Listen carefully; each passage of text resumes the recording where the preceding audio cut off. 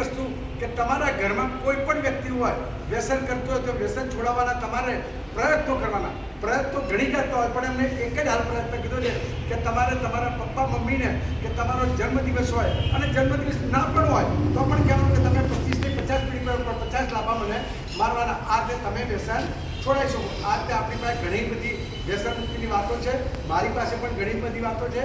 તો આપણે હવે ફરીવાર મળીએ ત્યારે વ્યસન મુક્તિની વાતો આજે કર્યું કે આજે રમેશભાઈ ઠક્કર ટૂંકમાં આપણે જે ભારતીય રાષ્ટ્રના સંગઠન મંત્રી છે એમને આમંત્રણ આપ્યું. એ બધા સંગઠન મંત્રીનો ખૂબ ખૂબ આભાર.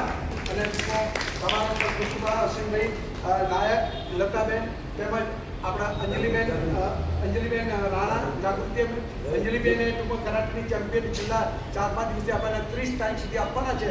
તો ખરેખર તેમની જોડે ખાસ કરાટે શીખજો. અને શા માટે કરાટે શીખવું પડે તમને ખબર છે? કરાટે શું કરે શીખવું પડે બોલો?